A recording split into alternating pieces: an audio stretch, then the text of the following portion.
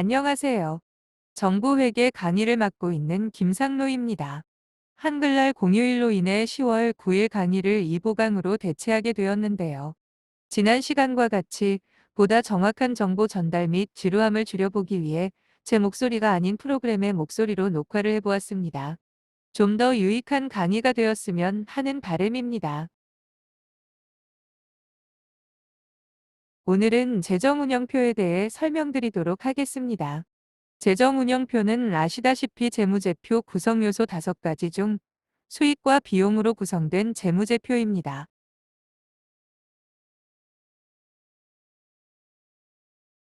강의 순서는 수익과 비용, 다음은 재정운영표 순서로 진행하겠습니다.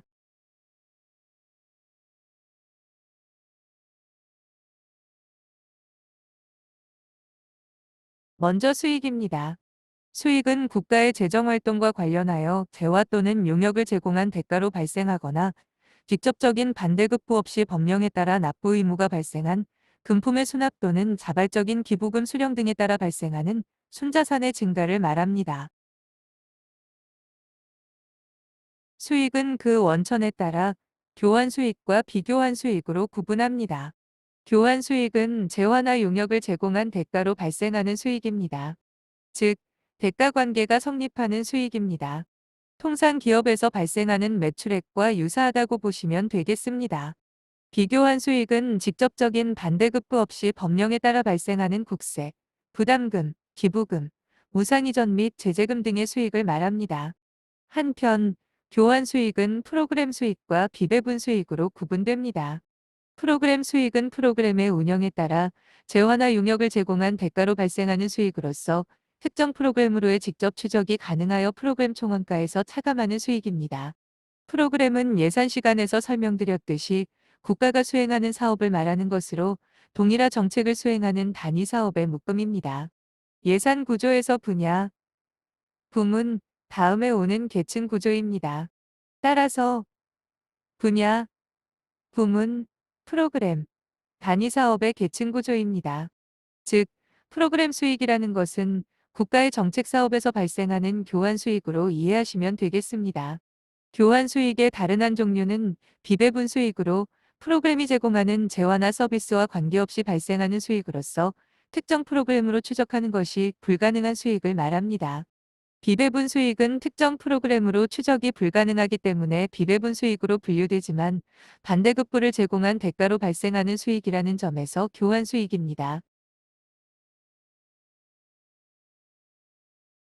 다음은 교환 수익과 비교환 수익의 구분 집계에 대해 설명드리도록 하겠습니다.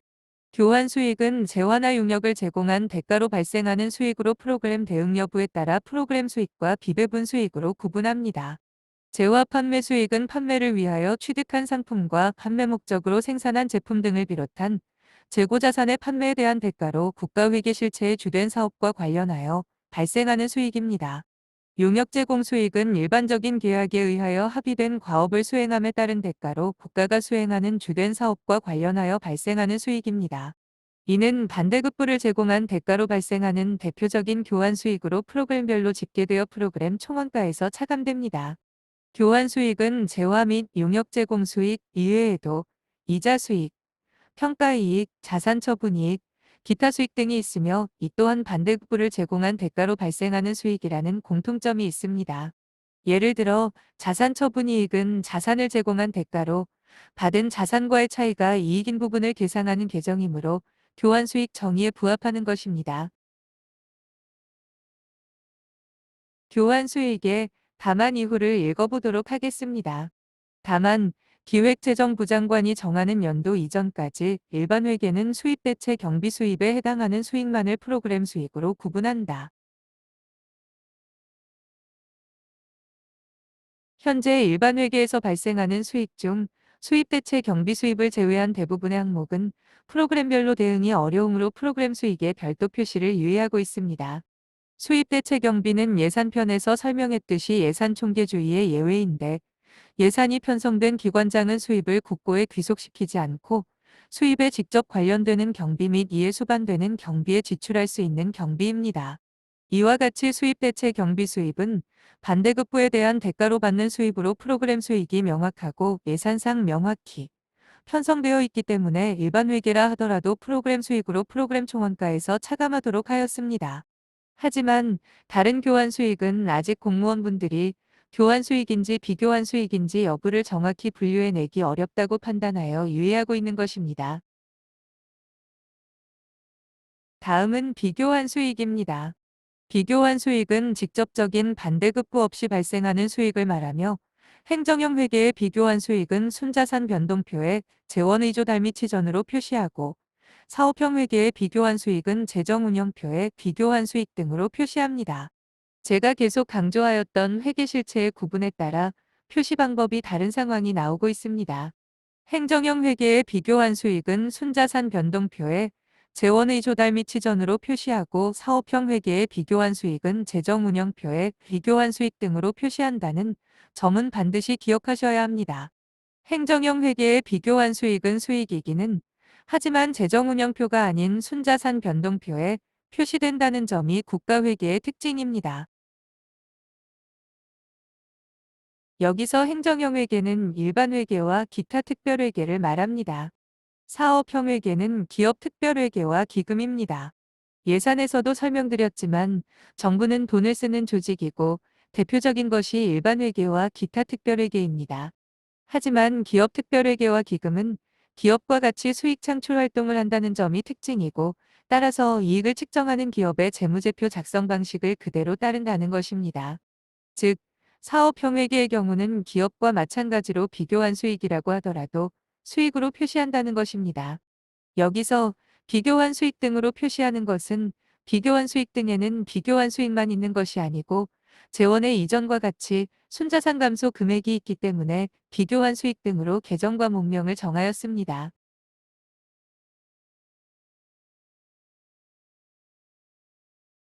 다음은 수익인식 기준입니다. 교환 수익은 수익 창출 활동이 끝나고 그 금액을 합리적으로 측정할 수 있을 때에 인식합니다.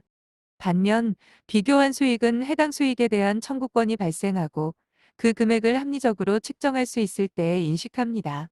비교환 수익은 그 특징상 각종 국세나 부담금, 기부금 등 국가회계 실체가 직접적인 반대급부 없이 지급을 요구할 수 있는 수익이므로 별도의 수익 창출 활동이 필요하지 않아서 개별적인 청구권이 발생하는 시점의 수익을 인식하는 것입니다. 교환 수익의 인식 시점은 별도로 설명하지 않는데 그 이유는 기업 회계와 유사하기 때문입니다.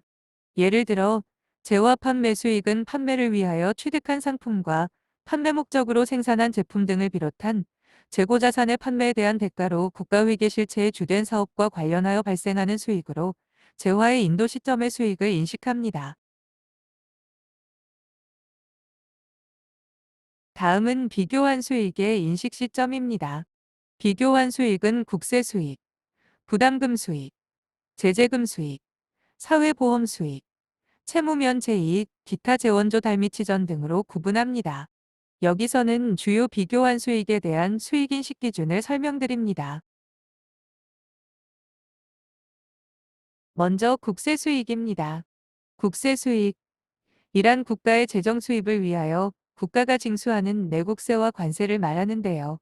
국세 수익의 인식 기준은 신고 납부하는 방식의 국세, 국가가 부과하는 방식의 국세, 원천 징수하는 국세, 원천 징수하는 국세, 원천 징수하는 국세로 나누어 규정하고 있습니다. 이는 국가가 납세자의 채권을 인지할 수 있는 시기가 각각 다르기 때문입니다. 하지만 공통점은 국가가 납세자의 채권을 인지할 수 있는 가장 빠른 시기에 수익을 인식한다는 점입니다. 신고 납부하는 방식의 국세는 납세 의무자가 세액을 자진 신고하는 때에 신고한 금액을 수익으로 인식합니다. 다만 납세 의무자가 원천 징수, 중간 연납 등으로 이미 국세 중 일부를 납부한 경우에는 신고한 금액에서 이를 차감한 금액을 수익으로 인식합니다.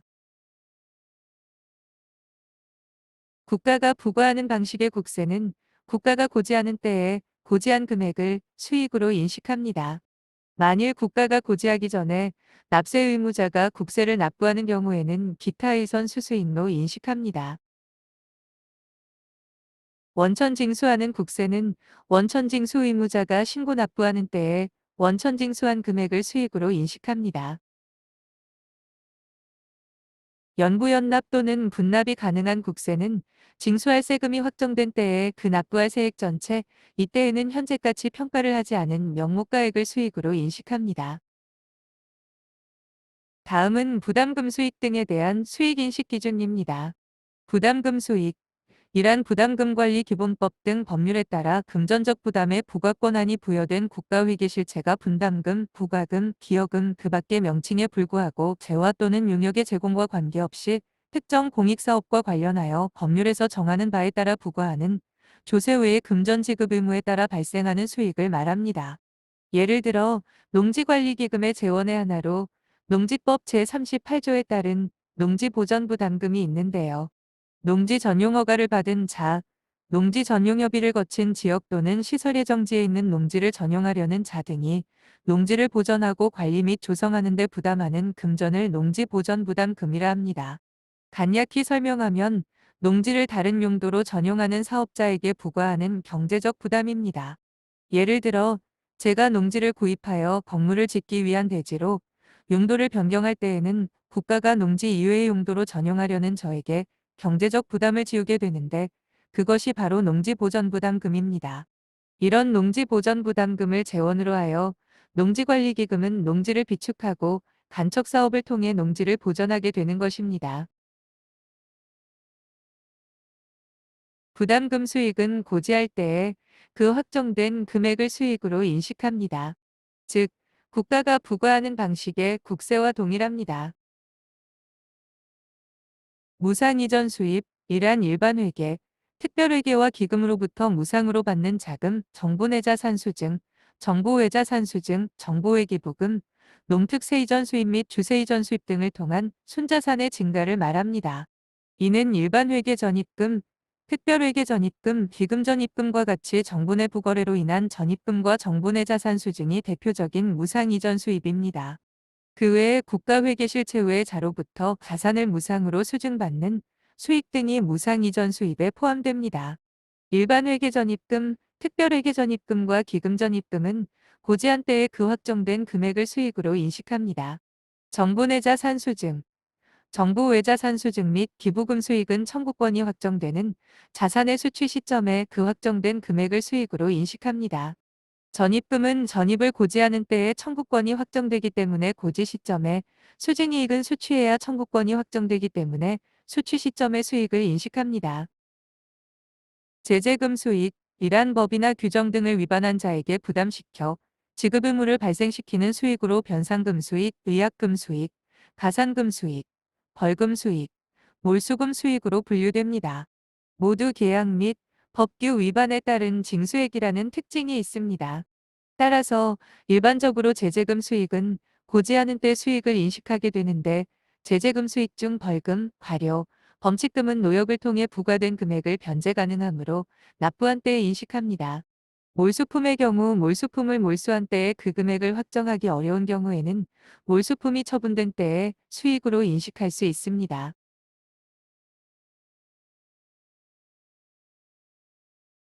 다음은 비용의 정의와 분류 방법입니다. 비용은 국가의 재정활동과 관련하여 재화 또는 용역을 제공하여 발생하거나 직접적인 반대급부 없이 발생하는 자원 유출이나 사용 등에 따른 순자산의 감소를 말합니다. 비용의 정의에도 국가회계의 특성이 포함되어 있는데요. 바로 반대급부 없이 발생하는 자원의 유출이나 사용 등을 규정하고 있다는 것입니다. 국가의 특징인 무상으로 이전하는 거래가 많기 때문에 비용의 정의에 포함되어 있는 것입니다. 수익과 비용 쪽의 재원의 조달과 재원의 이전이라는 분류가 있는데요. 재원의 이전에는 재원의 국고 이전 지출, 세출 예산 지출액, 무상 이전 지출, 기타 재원 이전으로 분류됩니다. 여기서 국고 이전 지출과 세출 예산 지출액은 국고금 회계에서 세부적으로 설명드리도록 합니다. 무상 이전 지출, 이란 정부 내부 거래로서 일반 회계, 특별회계 및 기금의 무상으로 제공하는 자금, 국고금 회계 전출금, 정부 내 자산 기부 등을 통한 순자산의 감소를 말하는데요. 앞서 설명드린 무상 이전 수입과 대응되는 계정입니다. 즉, 일반 회계 전출금, 특별 회계 전출금, 기금 전출금 등이 대표적인 정분의 무상이전 지출입니다. 일반 회계 전입금과 일반 회계 전출금으로 그 차이를 설명드리겠습니다. 일반 회계 전입금은 정분의 부거래로서 일반 회계로부터 무상으로 받는 전입금입니다. 일반 회계로부터의 전입, 즉 순자산 증가입니다. 일반 회계 전출금은 특별 회계 및 기금이 일반 회계에 무상으로 주는 자금입니다. 즉, 일반 회계로 전출, 즉 순자산 감시입니다. 앞서 설명드렸지만 무상이전 지출은 행정형 회계에서는 순자산 변동표에, 사업형 회계에서는 비교환 수익 등에 표시됩니다. 이와 같이 비교환 수익 등은 수익뿐만 아니라 비용 계정 과목도 집계되므로 비교환 수익 등이라는 계정명을 사용합니다.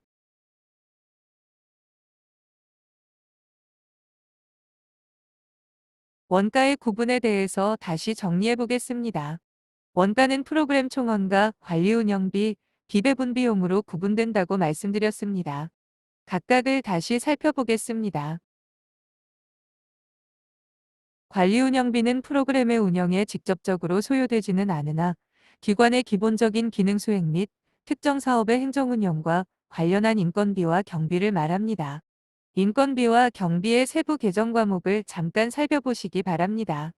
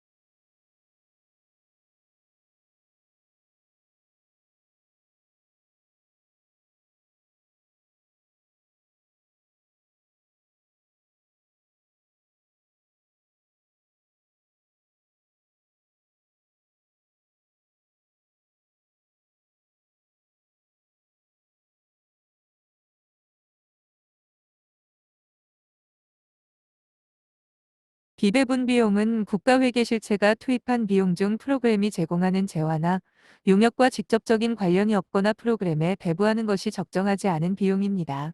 평가 손실, 자산 감액 손실, 자산 처분 손실, 이자 비용, 기타 비용 등이 자산의 취득 및 관리, 처분, 외환 관리, 자금 관리 등을 목적으로 프로그램을 수행하는 국가회계 실체의 경우에는 프로그램 총원가로 구분할 수 있습니다. 과거 지침에는 밑줄 친 계정 과목이 비배분 비용으로 예시되었으나 현재의 지침은 삭제되어 있습니다. 즉, 프로그램 총원과 관리 운영비, 비배분 비용의 정의에 따라 모든 계정 과목이 프로그램 총원가도 될 수 있고 관리 운영비도 될 수 있고 비배분 비용도 될 수 있다는 의미입니다.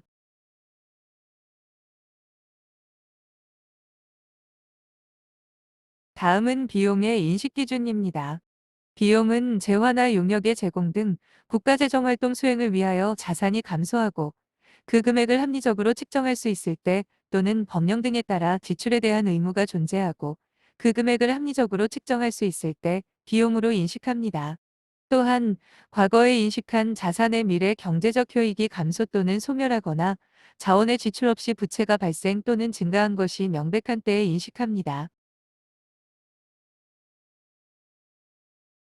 밑줄 친 부분은 법령 등에 따른 지출 의무를 회피할 수 있는 재량이 거의 없어 그 의무가 존재하고 그 금액을 합리적으로 측정할 수 있을 때에 인식한다는 의미로 연금충당부채 인식 여부에 큰 영향을 미칩니다.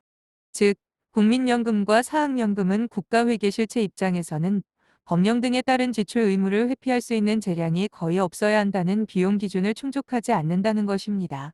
반면에 국가의 노동력을 제공하여 교환 거래를 수행한 공무원과 군인에 대한 연금은 국가의 지출 의무를 회피할 수 있는 재량이 거의 없다는 것입니다.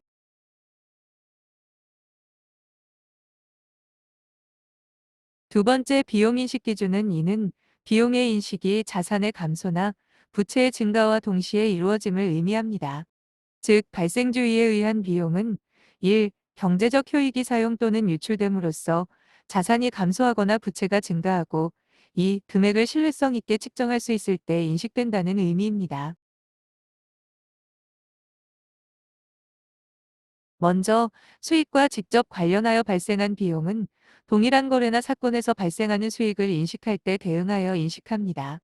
이와 같은 예로는 재화 판매 수익에 대응하여 인식하는 재화 판매 원가를 들 수 있습니다. 다음으로 수익과 직접 대응할 수 없는 비용은 재화 및 용역의 사용으로 현금이 지출되거나 부채가 발생하는 회계기간에 인식한다.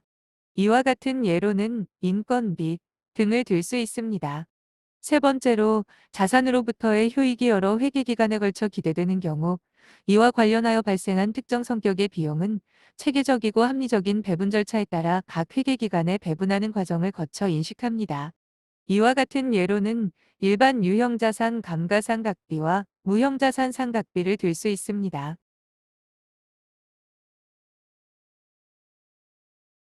국가는 지출한 금액을 반납받는 경우들이 있습니다. 예를 들어 국고보조금을 지출하고 국고보조금 수혜자가 국고보조금을 지출하고 남은 잔액을 반납하는 경우입니다. 이런 반납의 경우 단기의 지출금을 반납하는지 전기 이전 지출금을 반납하는지에 따라 그 회계 처리를 달리함에 유의하여야 합니다. 국가회계실체가 단기에 지출한 비용을 반납받는 경우에는 그 금액을 해당 비용에서 차감합니다. 즉, 해당 연도의 비용으로 회계 처리되어 있으므로 해당 비용을 반납받은 만큼 차감 처리하는 것입니다. 반면 국가회계실체가 전기 이전에 지출한 비용을 반납받는 경우 반납의 사유에 따라 다음과 같이 구분하여 회계 처리합니다. 전기 이전에 과후로 초과 지급한 지출금을 반납받는 경우에는 재정운영표에 과후 지급금을 수금으로 처리합니다. 과후로 지출되었으므로 해당 내용을 계정 과목에도 표시하는 것입니다. 과후가 아닌 사유로 전기 이전의 지출금을 반납받는 경우에는 재정운영표에 지출금 반납금으로 처리합니다. 이는 프로그램 수익 또는 비배분 수익으로 분류됩니다. 즉, 단기 지출금의 반납과 같이 차감할 비용이 단기에 없으므로 수익으로 처리하되 과후 여부에 따라 계정 과목을 달리하는 것입니다. 이와 관련하여 특정 프로그램에 대응되는 전기 이전의 사업비 정산회수분을 프로그램 수익 지출금 반납금으로 회계 처리하여야 함에도 불구하고 비배분 수익, 자비익으로 잘못 처리할 수 있으므로 유의하여야 합니다. 즉, 수익으로 인식할 때에는 프로그램 대응 여부에 따라 프로그램 수익 또는 비배분 수익으로 분류하여야 합니다. 다음은 재정운영표에 대해서 설명드리겠습니다. 재정운영표는 회계연도 동안 수행한 정책 또는 사업의 원가와 재정운영에 대한 원가의 회수명세 등을 포함한 재정의 운영 결과를 체계적으로 표시하는 재무제표입니다.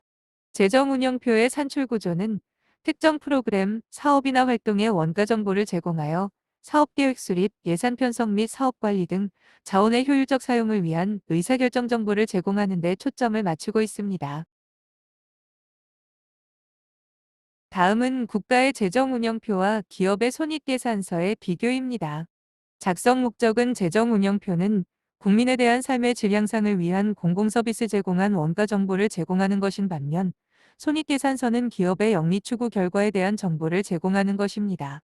산출구조는 재정운영표는 원가에서 수익을 차감하여 순원가를 보여주는 방식이며 기업의 손익계산서는 수익에서 비용을 차감하여 이익을 보여주는 구조입니다.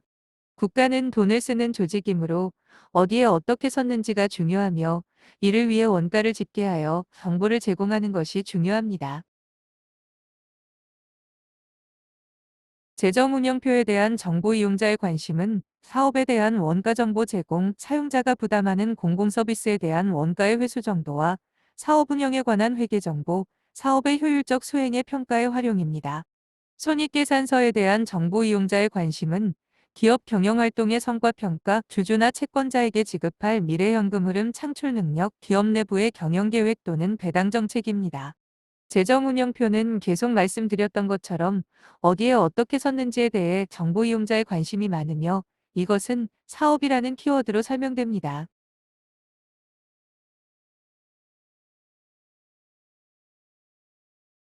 다음은 재정운영표 양식에 대해 설명드립니다. 이러한 재정운영표는 각 기금이나 중앙관서가 작성하는 재정운영표를 재정상태표의 기준으로 통합하여 국가 수준의 재정운영표를 작성하기 때문에 중앙관서 등과 국가의 재정운영표는 서로 양식이 다릅니다. 또한 재정운영표 양식은 기업 회계처럼 수익에서 비용을 차감하는 형식이 아니라 비용에서 수익을 차감하는 형식으로 작성하며 비용을 가산하며 수익은 차감하여 표시합니다. 다음은 중앙관서 또는 기금의 재정운영표입니다. 중앙관서 또는 기금의 재정운영표는 프로그램 순원과 재정운영 순원과 재정운영 결과로 구분하여 표시합니다. 재정운영 순원가는 프로그램 순원가에서 관리운영비와 비배분 비용을 더하고 비배분 수익을 차감하여 계산합니다. 재정운영 결과는 재정운영 순원가에서 비교환 수익 등을 차감하여 계산합니다. 프로그램 순원가는 프로그램별로 표시하여야 하므로 프로그램 총원가에서 프로그램 수익을 차감하는 것을 열로 표시합니다. 중앙관서의 재정운영표를 통합하여 작성하는 국가의 재정운영표는 내부 거래를 제거하여 작성하되 재정운영순원과 비교한 수익 등 및 재정운영 결과로 구분하여 표시합니다. 분야별 프로그램 원가를 집계하여 보여주는 것이 재정운영표의 표시 철학에 맞는 것이지만 부처별로 여러 분야의 프로그램 원가가 있을 경우 이를 분류하여 집계하는 것이 어려우므로 부처별로 재정운영순원가를 표시하는 방법을 선택하였습니다. 프로그램 총원가는 표시되지 않고 부처별 재정운영 순원가부터 표시된다는 특징이 있습니다.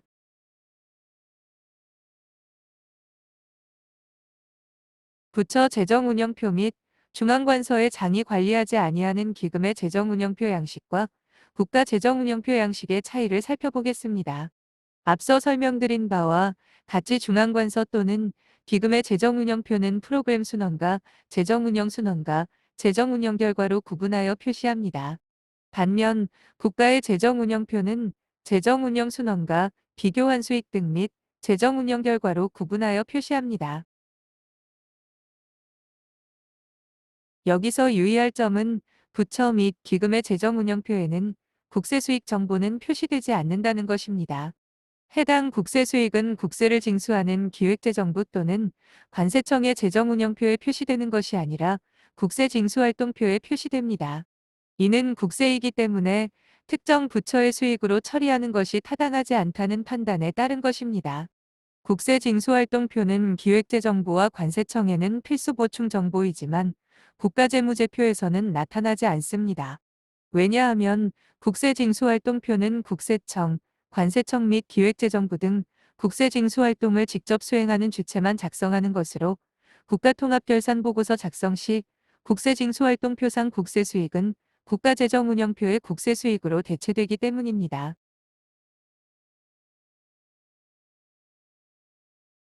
다음은 재정운영표의 각 항목별 세부 설명입니다. 프로그램 총원가는 국가 실체의 프로그램 수행과 관련하여 발생한 총원가로 프로그램별로 추정 및 배부가 가능한 원가, 국가의 공공서비스와 가장 밀접하게 관련된 비용이기 때문에 재정운영표의 가장 첫머리에 표시됩니다. 프로그램 원가의 정확한 집계를 위해서 프로그램과 관련된 원가는 다시 직접 원가와 간접 원가로 구분합니다.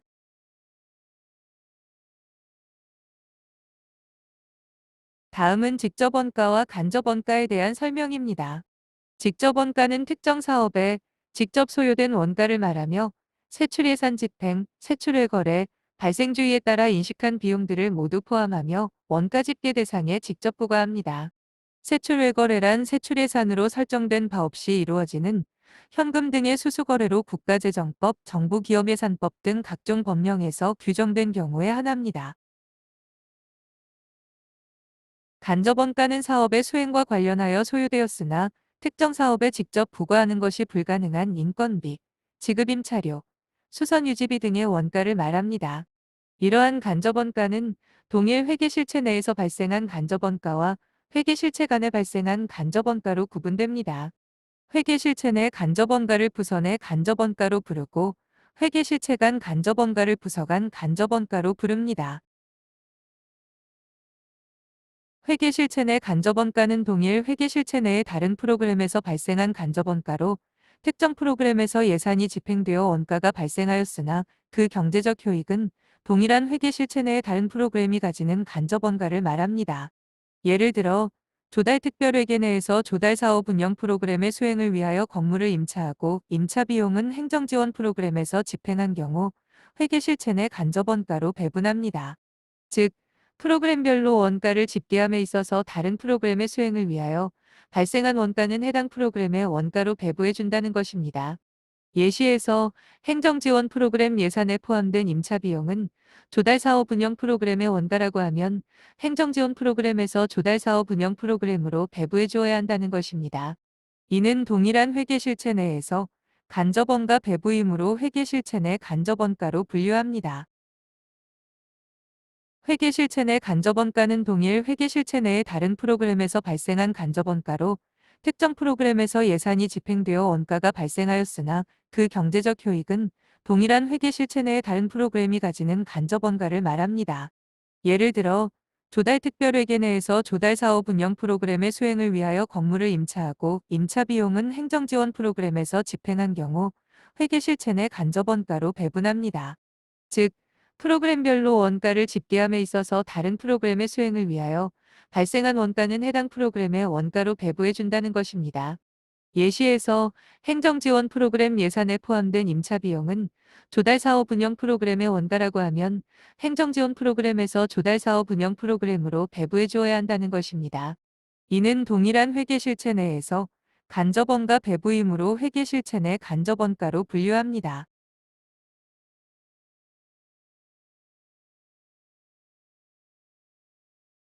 다음은 프로그램 수익입니다.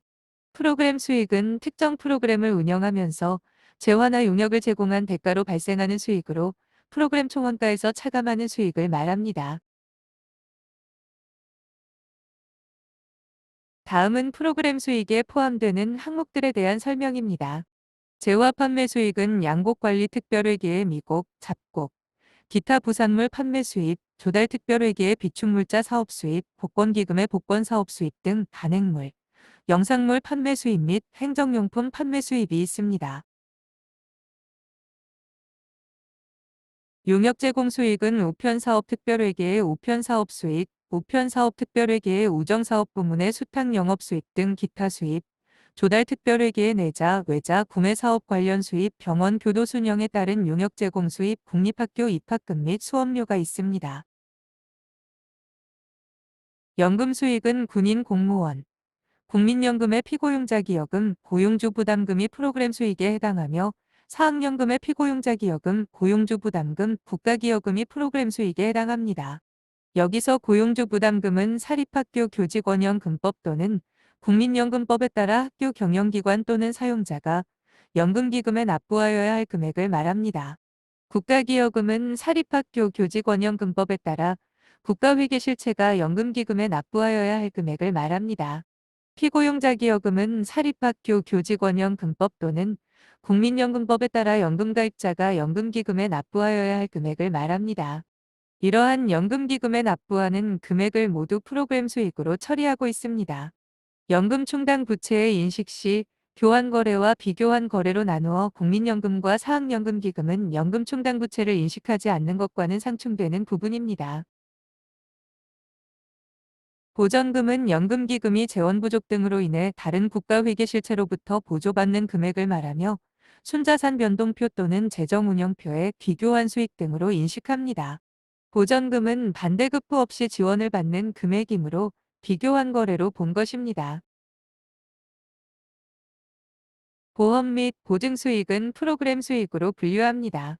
반면 사회보험 수익은 비교환 수익 등으로 분류됩니다. 사회보험 수익은 산재보험 수익, 고용보험 수익이 있습니다. 마지막으로 수입대체 경비 수입에 해당하는 수익이 프로그램 수익에 해당합니다. 이상의 수익이 프로그램 수익으로 분류되는 수익입니다. 프로그램 순원가는 프로그램 총원가에서 프로그램 수익을 차감하여 계산합니다. 그렇다면 프로그램 순원가는 어떻게 활용할 수 있을까요? 프로그램 순원가는 다음과 같이 활용될 수 있다고 보입니다. 먼저 국가회계실체가 해당 프로그램을 수행하기 위하여 순수하게 투입한 원가로서 프로그램 순원가는 각 개별 프로그램을 수행하는 데 경상적으로 소요되는 순원가를 말합니다. 따라서 이러한 순원가를 보전하기 위하여 징수하여야 할 국세나 부담금 등에 대한 정보를 제공할 수 있겠습니다. 행정형 회계의 프로그램 순원가는 프로그램을 수행하는 데 소요된 원가에서 관련 수익을 차감한 정보를 제공함으로써 각 개별 프로그램이 당초 계획에 따라 진행되었는지에 대한 정보를 제공할 수 있겠습니다. 즉, 행정형 회계에서는 계획대로 잘 섰는지를 살펴보는 데 활용할 수 있겠습니다. 사업형 회계의 프로그램 순원가는 수익자가 부담한 수익이 이러한 수익 발생을 위한 서비스 등의 원가를 얼마나 회수하였는지에 대한 정보를 제공함으로써 사업계획 및 기금 운용 계획의 달성 여부를 평가할 수 있는 정보를 제공합니다. 즉, 프로그램 수혜자로부터 원가 회수율을 보여줌으로써 수수료의 산정 수준을 결정하는 데 활용될 수 있겠습니다.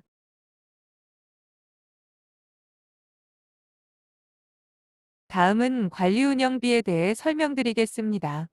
관리 운영비는 프로그램의 운영에 직접적으로 소요되지는 않으나 기관의 기본적인 기능 수행 및 특정 사업의 행정 운영과 관련한 인건비와 경비를 말합니다.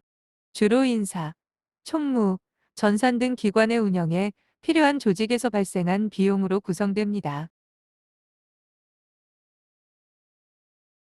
관리 운영비는 아래 구분에 따라 계정과 목별로 표시합니다. 잠시 살살펴 봐주세요.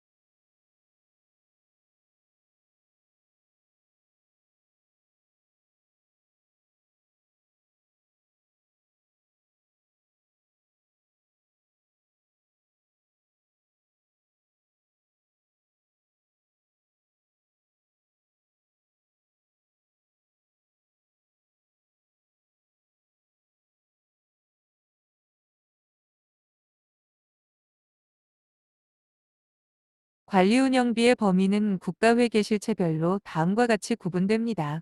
일반 회계와 기타 특별 회계로 구성되는 행정형 회계는 기관의 기본적인 기능 수행과 관련된 인건비와 경비를 전액 관리 운영비로 구분합니다.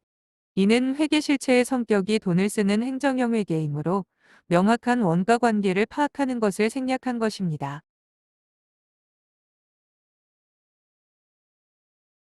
기업 특별회계와 기금으로 구성된 사업형 회계는 개별적 보상 관계가 적용되는 기업적인 활동을 주된 목적으로 하므로 본회계 실체에서 발생하는 인건비와 경비 중 사업의 수행과 관련 없이 발생하는 인건비와 경비는 관리운영비로 구분합니다.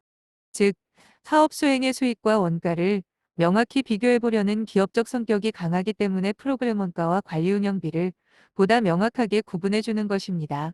따라서 예산상 행정지원 프로그램으로 집계된 비용은 프로그램 수행과의 관련 여부에 따라 관리운영비와 간접원가로 구분합니다. 다음은 비배분 비용입니다. 비배분 비용은 국가회계 실체가 투입한 비용 중 프로그램이 제공하는 재화나 용역과 직접적인 관련이 없어 프로그램에 배부하는 것이 적정하지 아니한 비용을 말합니다. 저는 강의 기회가 있을 때마다 비배분 비용으로 분류되는 비용에 대해서 많은 고민이 필요하다고 말하고 있는데요. 국가에서 순자산이 감소되는 거래나 사건이 발생하여 비용이 발생하였는데 그 원인이 프로그램 수행도 아니고 관리 활동도 아닌 것 때문이라면 해당 비용은 국가의 재정 활동의 목적을 달성하지 못하는 것이기 때문입니다.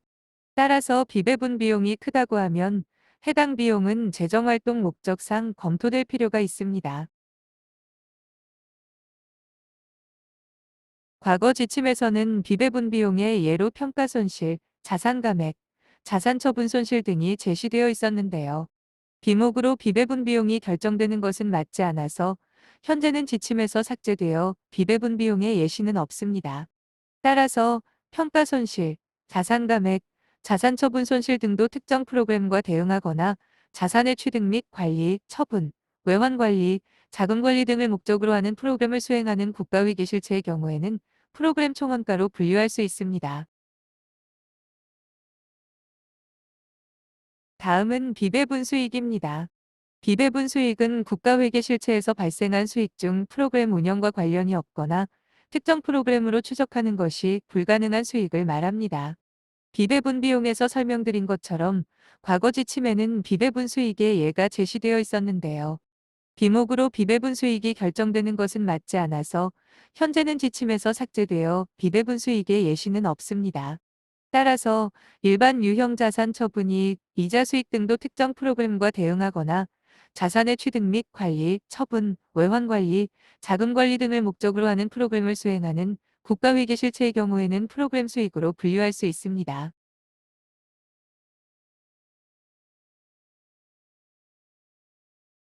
다음은 재정운영 순원가입니다. 재정운영 순원가는 프로그램 순원가에서 관리 운영비를 더하고 비배분 비용을 더하고 비배분 수익을 빼서 구합니다. 재정운영표는 원가를 구하는 구조이므로 비용은 더하고 수익은 차감하는 구조임을 기억해야 합니다. 재정운영 순원가의 의미는 명확히 합의된 바는 없습니다. 제가 생각하는 재정운영 순원가의 의미는 해당 국가회계 실체가 수행한 사업의 원가뿐만 아니라 사업과의 직접적인 연관성이 없거나 낮은 관리운영비, 비배분 수익, 비용을 모두 반영함으로써 전체 재정활동을 통해 소요된 총원가를 구하는 것으로 이해될 수 있겠습니다. 다음은 비교한 수익입니다. 비교한 수익은 직접적인 반대급부 없이 발생하는 수익을 말하며 작성 주체별로 다음과 같이 표시됩니다. 부처 또는 기금의 재정운영표에서는 일반 회계와 기타 특별회계와 같은 행정형 회계의 비교한 수익은 순자산 변동표에 반영되므로 원가 계산 대상이 아니며 기업 특별회계와 기금과 같은 사업형 회계의 비교한 수익은 재정운영표에 반영됩니다. 국가 재정운영표는 국세 수익과 부처 통합 비교한 수익이 모두 재정운영표에 반영됩니다. 국가는 비교한 수익인 조세 등을 통해 여러 가지 서비스를 제공하지만 특정 납세자가 받는 서비스의 혜택은 세금의 크기와 관계가 없는 것이 일반적입니다. 따라서 이러한 조세 등을 교환 관계가 성립하지 않는 비교한 수익으로 보는 것입니다.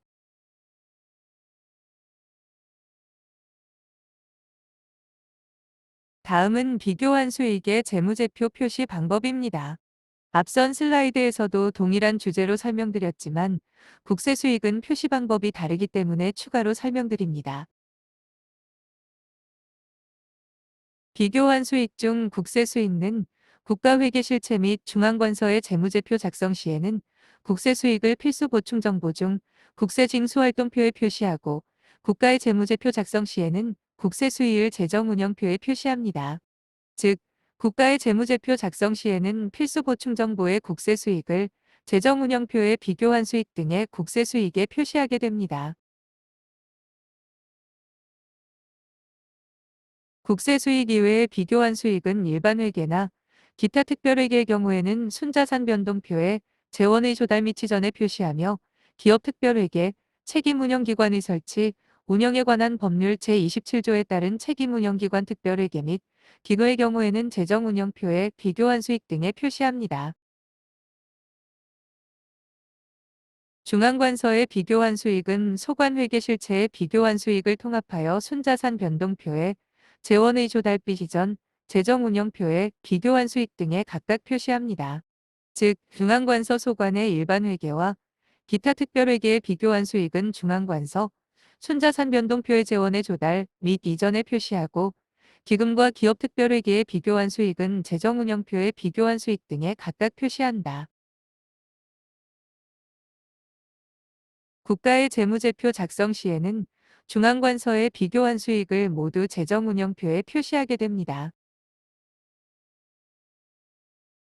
순자산 변동표 설명 때에 다시 설명드리겠지만 행정형 회계의 비교한 수익은 순자산 변동표의 재원의 조달 및 이전에 표시하는 이유는 행정형 회계에서 해당 부처의 재정활동에 소요되는 재원을 조달받는 것이기 때문에 해당 부처의 수익으로 표시하기에 적절하지 않다는 것입니다. 재정운영 결과는 재정운영순원가에서 비교한 수익 등을 차감하여 계산합니다. 재정운영 결과는 재정운영표의 바텀 라인의 금액인데요. 기업의 당기순이익은 기업의 성과를 측정하는 반면 재정운영표의 재정운영 결과는 특별한 의미를 부여하기는 어렵습니다. 그럼에도 불구하고 재정운영 결과의 의미를 살펴본다면 재정운영 결과가 마이너스인 경우 이는 원가보다 수익이 많다는 의미인데 수익에 비해 원가가 적게 발생하였다는 의미입니다.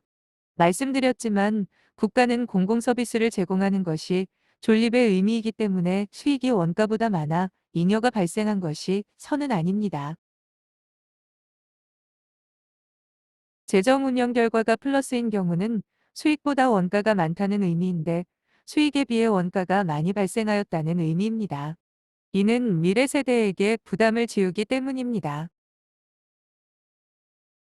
재정운영 결과가 플러스인 경우는 수익보다 원가가 많다는 의미인데 수익에 비해 원가가 많이 발생하였다는 의미입니다. 이는 미래 세대에게 부담을 지우기 때문입니다.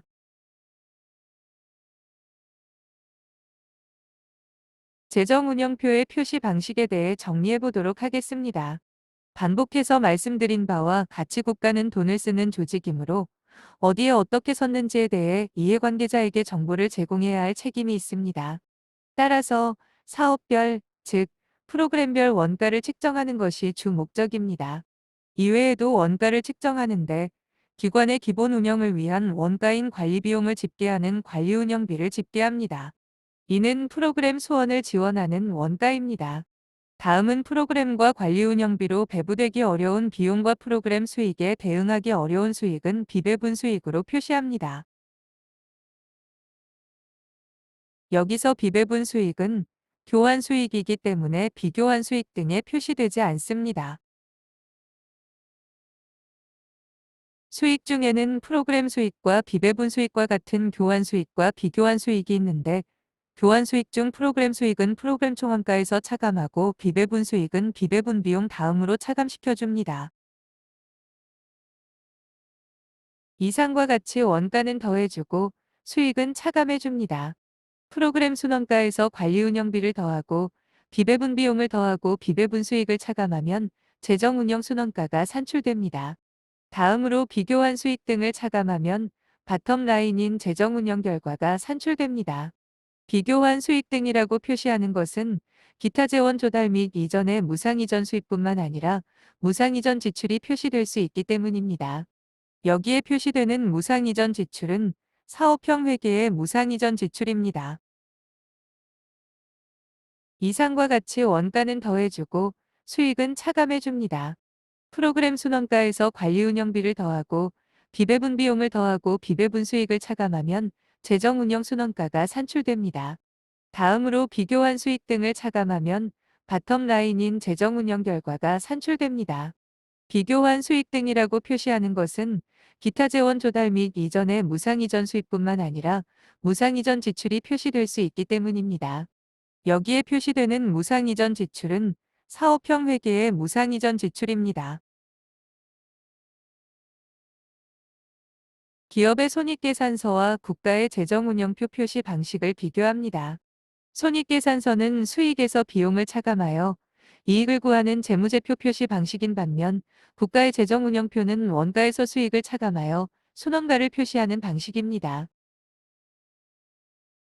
손익계산서는 영업이익과 당기순이익이 중요한데요.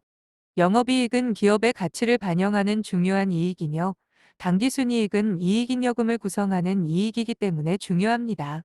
국가의 재정운영표는 프로그램 순원가가 중요하며 교환 및 비교환 거래에 따른 수익을 분류해내는 것이 중요합니다.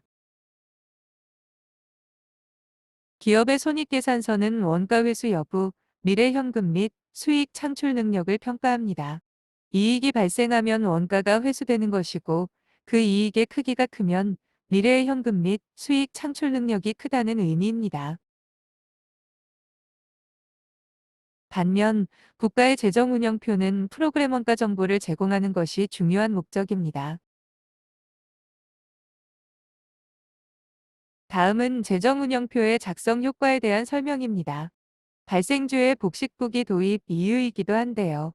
사례를 설명드리도록 하겠습니다. 사례는 X1년도에 500억 원을 지출하여 취약계층을 위한 육아시설을 건설한 경우입니다. 본 사례에서 500억 원을 지출하여 X1년도에 육아시설을 건설하고 X2년도에 육아시설을 운영하기 시작한다는 배경정보에서 시작합니다. 세입 세출 결산에서는 현금의 입출입에 따라 결산을 수행하므로 500억 원이 지출되는 X1년도의 세출로 결산됩니다. X2년도에 육아시설이 운영되는데 육아시설 운영비로 2억 원이 지출됨으로써 2억 원이 세출로 결산됩니다. 이러한 세입세출 결산만 놓고 본다면 취약계층에 대한 국가 지원 금액이 X1년도에 500억 원에서 X2년도에 2억 원으로 498억 원이 감소하였다는 분석이 가능합니다. 그렇다면 이러한 분석이 실질에 맞는 것일까요? 취약계층에 대한 지원은 X2년도부터 발생했는데 말이죠. 이렇게 세입세출 결산은 효익의 제공과 금액의 지출이 미스매칭되는 경우가 발생하는 단점이 있습니다. 반면 발생주의를 적용한 재정운영표의 순원가를 살펴보도록 하겠습니다. X1년도에는 지출된 500억 원이 세출 처리되지 않고 건설 중인 자산으로 처리되다가 준공이 완료된 연말에는 건물로 대체되므로 비용 발생은 없이 자산만 증가합니다. 미래의 공공서비스를 제공할 수 있는 잠재력이 발생한 것이지요. 이러한 육아시설은 운영이 되는 X2년부터 감가상각되는데 50년의 내용연수를 가정하면 매년 10억 원의 감가상각비가 발생됩니다. 따라서 X2년도의 원가는 감가상각비 10억 원과 운영비 2억 원을 더한 12억 원이 집계됩니다. 이러한 발생주의 회계의 결산 결과는 세입세출 결산과 달리 취약계층의 자원 배분이 12억 원 증가했다는 분석이 가능하게 해줍니다. 이러한 분석이 경제적 실질과 유사한 분석이 되는 것입니다. 발생주의 도입 시 효율적인 재정운영을 목표로 하였고, 재정운영표 작성에서 끝내는 것이 아니라 성과보고서의 성과지표까지 연계하는 것이 목표였습니다. 사례에서는 연안산 육아시설 이용자가 2,400명이라고 가정하면 원가 12억 원을 이용자 2,400명으로 나눈 한 명당 원가 50만 원을 구할 수 있습니다. 이러한 단위당 원가는 주변 육아시설과 성과 비교가 가능하며 직접 재원을 지원하는 것과 성과를 비교하여 정책 의사결정에 활용할 수 있습니다. 즉, 재정운영표를 재정운영의 성과 관리, 효율성 등에 대한 비교 분석 등으로 활용할 수 있는 것입니다. 하지만 아쉽게도 현재 성과지표와 원가가 잘 연계되지 않아 당초 발생주의 회계 도입 시 목표를 달성하고 있지는 못합니다. 지금까지 재정운영표와 수익, 비용에 대해 설명드렸습니다. 남은 시간은 지난 시간에 설명드리지 못한 자산 및 부채의 평가를 설명드리도록 하겠습니다. 먼저 채권 채무의 현재 가치에 따른 평가입니다. 장기 연불 조건의 거래, 장기 금전대차 거래 또는 이와 유사한 거래에서 발생하는 채권, 채무로서 명목가액과 현재 가치의 차이가 중요한 경우에는 현재 가치로 평가합니다. 위의 현재 가치 가액은 해당 채권 채무로 미래에 받거나 지급할 총금액을 해당 거래의 유효이자율을 확인하기 어려운 경우에는 유사한 조건의 국채 유통 수익률로 할인한 가액으로 합니다.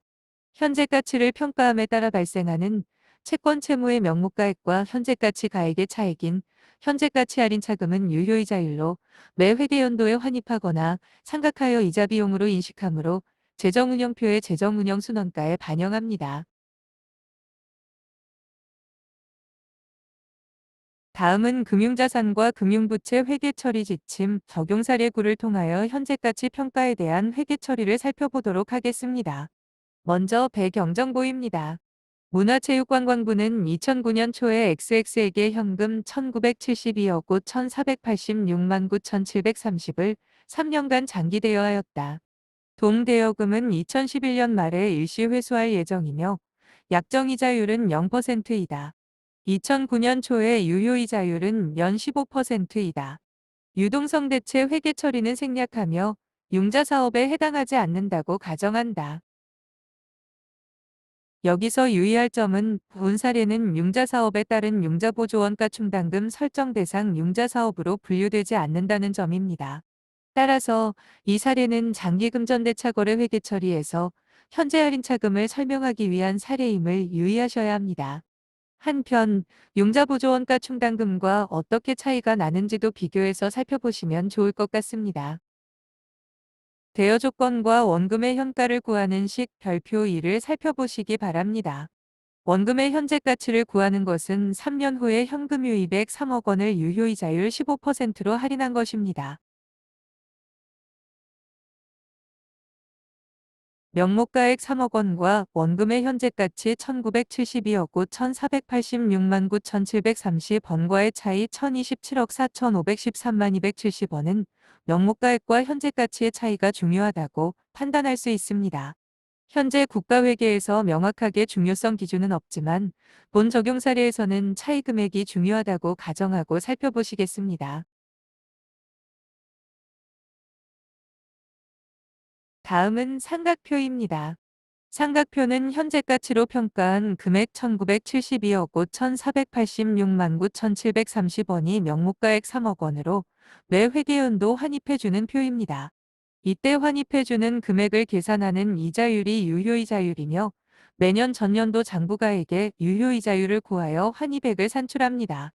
예를 들어 2010년 12월 31일의 환입액 산출 방법은 전년도 장부가액인 2,268억 4,310만 189원의 유효이자율 15%를 곱하여 산출합니다. 회계 처리를 살펴보면 장기 대여금을 실행한 2009년 1월 1일에 장기 일반융자금 3억 원을 차변으로 계상하고 현금 유입액 1972억 5,486만 9,730원과의 차이인 1,027억 4,513만 270원을 현재가치 할인 차금으로 인식하였습니다. 이후 상각 회계 처리는 상각되는 유효이자 부분을 할인 차금에서 차감하여 환입해주고 이를 이자 수익으로 처리해줍니다. 만기 상환 시까지의 회계 처리를 잠시 살펴보도록 하겠습니다.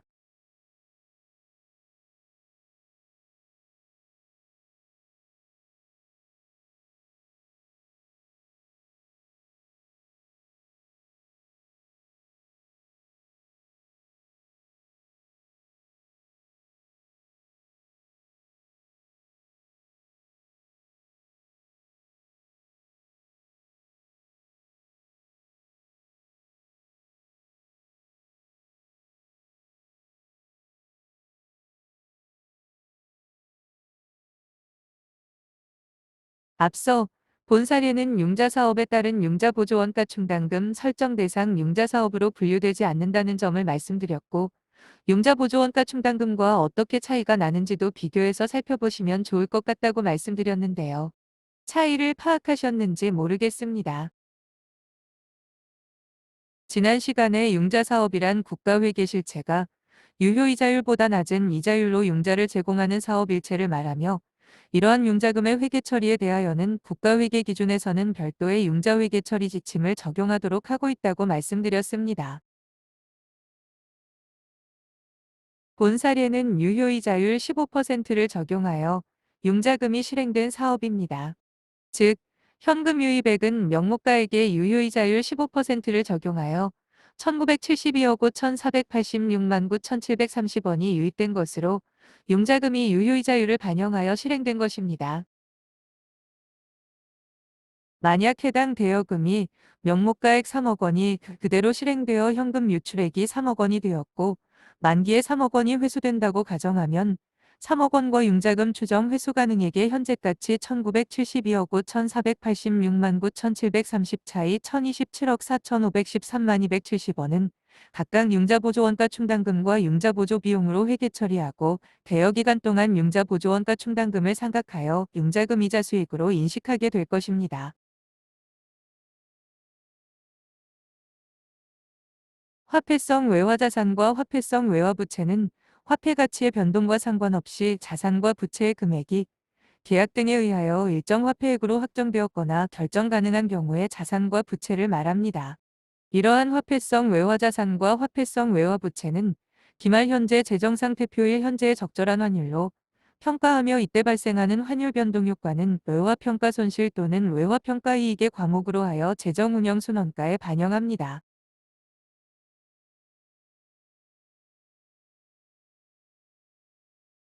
다음은 금융자산과 금융부채 회계 처리 지침 적용 사례 16을 통하여 화폐성 외화자산의 외화평가에 대한 회계 처리를 살펴보도록 하겠습니다. 먼저 배경정보입니다. AA 기금은 기말 현재 보통예금 20만 달러를 보유하고 있다. 이 보통예금은 화폐성 외화자산이다. 취득 당시 기준환율은 1,000원 USD이었으나 기말 현재 기준환율은 1,200원 USD이다.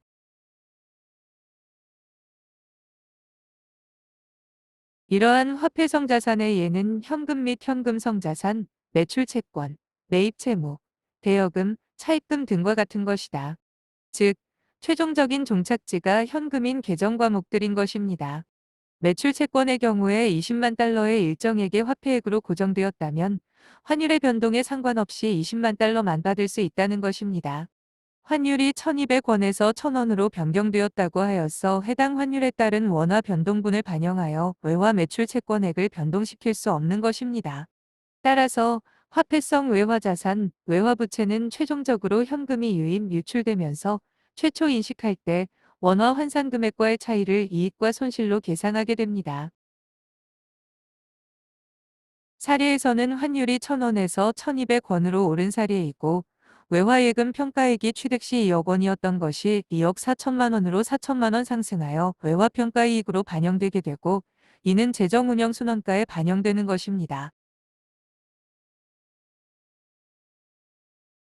다음은 비화폐성 외화자산과 비화폐성 외화부채 평가입니다. 비화폐성 외화자산과 비화폐성 외화부채는 다음과 코의 구분에 따라 평가합니다.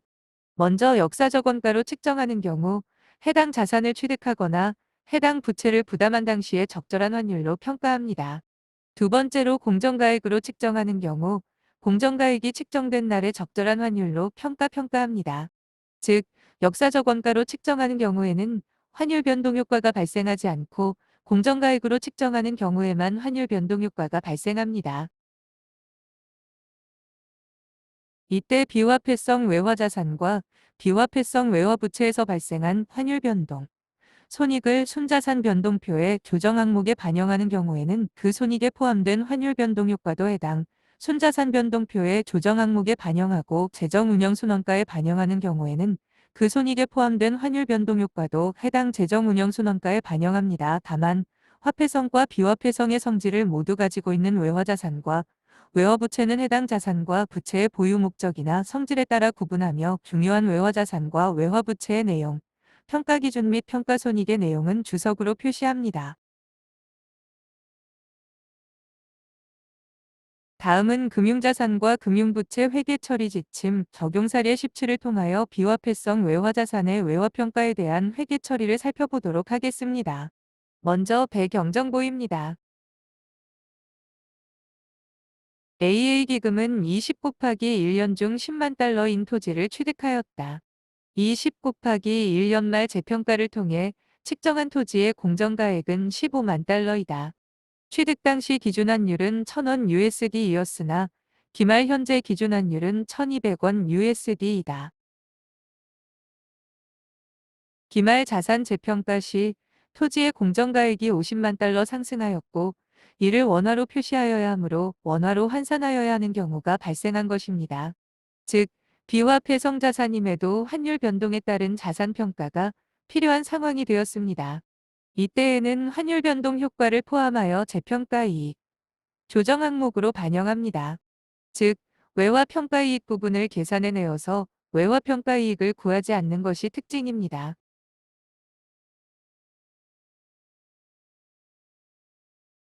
다음은 공정가액 평가하는 유가증권의 감액과 회복에 대한 설명입니다. 유가증권의 회수 가능가액이 장부가액 미만으로 하락하고 그 하락이 장기간 계속되어 회복될 가능성이 없을 경우에는 장부가액과의 차액을 감액손실로 인식하고 재정운영순원가에 반영합니다. 다만 투자 목적으로 보유하는 유가증권의 경우 순자산 변동표의 조정 항목으로 인식한 투자증권 평가손실 또는 투자증권 평가이익을 감액손실에 더하거나 뺍니다.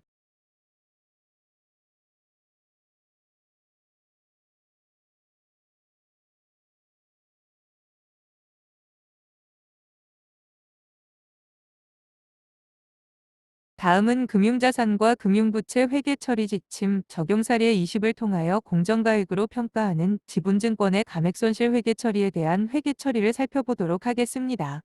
먼저 배경정보입니다. 20 곱하기 1년 10월 1일 XX 부처는 시장성 있는 AA 주식 10주를 만원, 1주당 1,000원에 취득하였다. 하지만 20 곱하기 2년 12월 31일 주식 발행회사가 완전 자본 잠식 상태에 있다는 것이 공시되었다. 다음은 회계 처리입니다. 케이스 1에 대한 배경정보입니다. 20 곱하기 1년 12월 31일 공정가액 8,000원이며 투자증권 평가손실이 2,000원을 인식하고 20 곱하기 2년 12월 31일 공정가액은 1,000원입니다. 20 곱하기 2년 12월 31일 기말평가 시에는 20 곱하기 1년 장기투자증권의 장부가액이 8,000원으로 평가되어 있고 투자증권 평가손실 2,000원이 계상되어 있다는 것을 기억해야 합니다.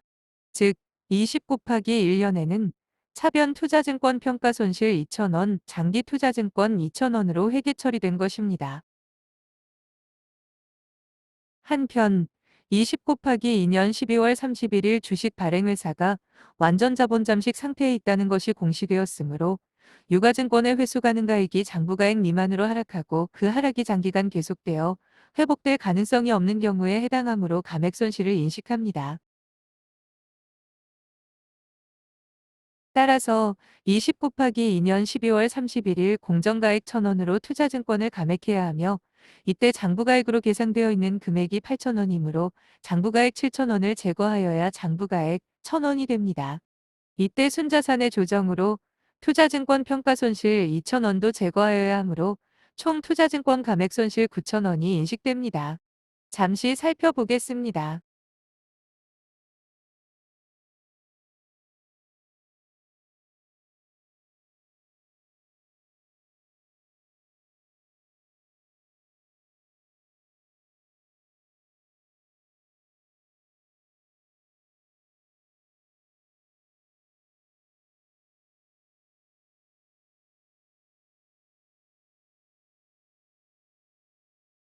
다음은 케이스 2입니다.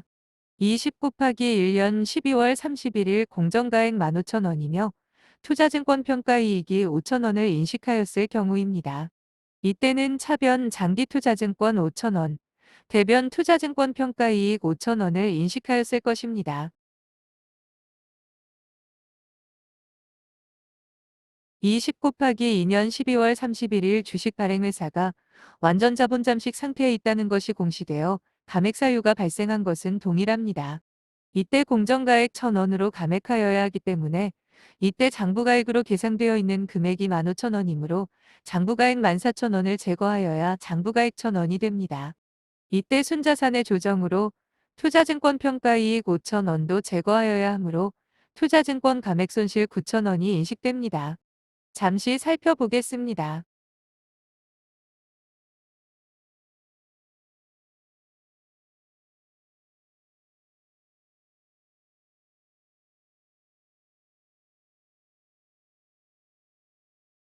다음은 케이스 3입니다.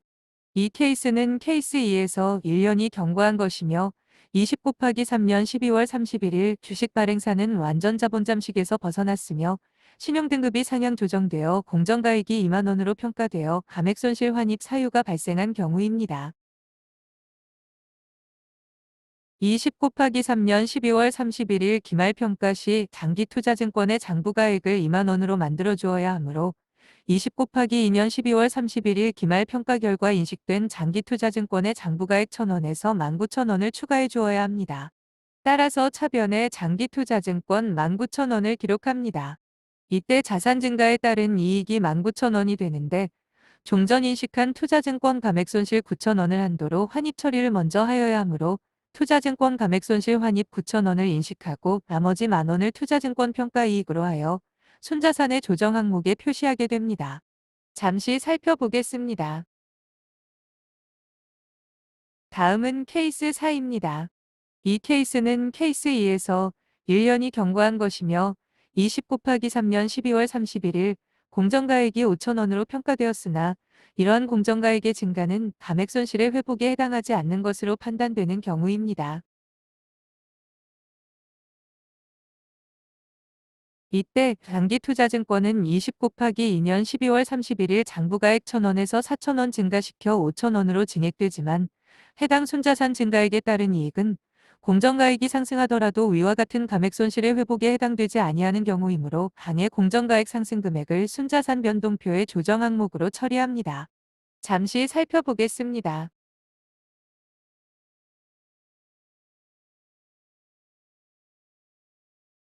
다음은 취득원가 또는 상각 후 취득원가로 평가된 유가증권의 감액과 회복에 대한 설명입니다. 취득원가 또는 상각 후 취득원가로 평가한 유가증권의 경우 회복된 금액을 재정운영표상 당기수익으로 인식하되 회복 후 장부가액이 당초의 감액손실을 인식하지 않았더라면 회복일 현재의 취득원가 또는 상각 후 취득원가가 되었을 금액을 초과하지 않도록 합니다.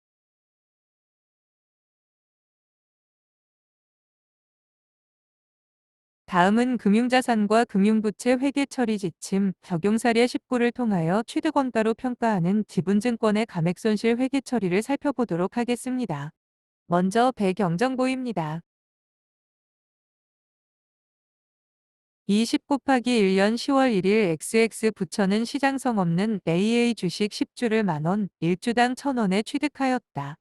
하지만 20 곱하기 2년 12월 31일 주식 발행회사가 완전 자본 잠식 상태에 있다는 것이 공시되었다. 다음은 회계 처리입니다. 감액 손실이 발생한 객관적인 증거가 있는 경우에는 회수 가능가액과 장부가액의 차이 금액을 감액 손실로 인식합니다. 여기서 회수 가능가액은 지분증권 발행자의 순자, 산을 자산별로 시장가격, 공시지가 또는 감정가액 등을 적용하여 평가한 공정가액을 말합니다. 따라서 완전 자본 잠식 상태인 주식 발행사의 순자산 가치는 0이므로 장부가액 전액을 투자증권 감액 손실로 인식합니다. 이렇게 취득원가로 평가하는 지분증권의 경우에는 공정가액 변동에 따른 이익 처리에 대해서는 신경 쓰지 않아도 되며 감액손실 환입 사유가 발생하여야만 환입 처리된다는 점을 기억해 주시면 되겠습니다. 유가증권 중 채무증권에 대한 감액손실을 인식한 경우 해당 시점부터 유효이자율법에 의한 상각을 중지하고 현금을 수취하는 시점에 이자 수익을 인식한다는 점을 다시 말씀드립니다. 이후 감액손실이 환입되어 채무증권의 장부가액이 당초의 감액손실을 인식하지 않았더라면 회복일 현재 인식되었을 상각 후 취득원가까지 회복된 경우 해당 시점부터 상각을 재개한다는 점도 다시 말씀드립니다.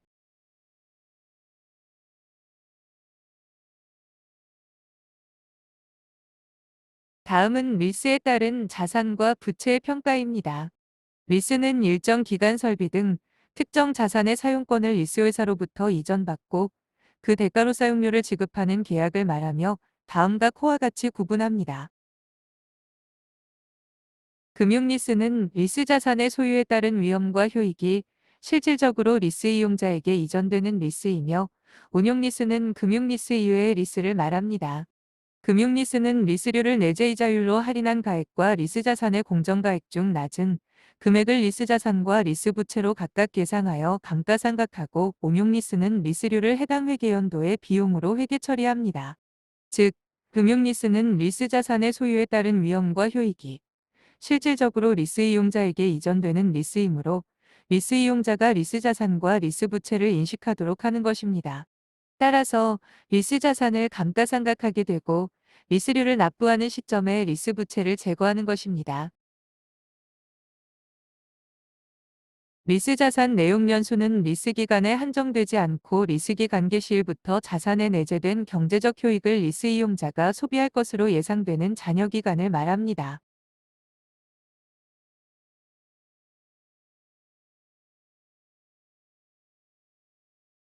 금융리스 자산, 부채의 최초 인식 시 측정 방법입니다.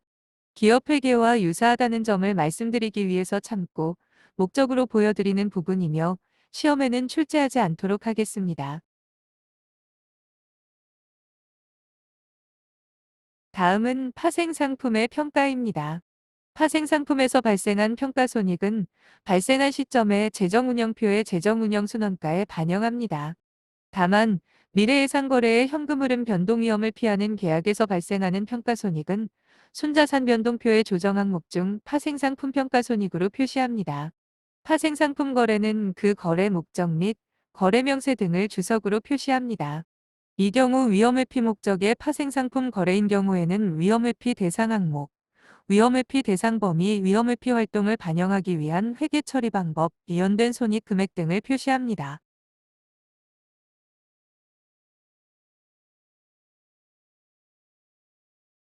지금까지 강의 들으시느라 수고 많으셨습니다. 본 강의로 충분히 이해가지 않는 부분은 국가회계 편람을 참고하여 이해하시기를 다시 한번 부탁드립니다. 그러면 다음 시간에 뵙겠습니다. 감사합니다.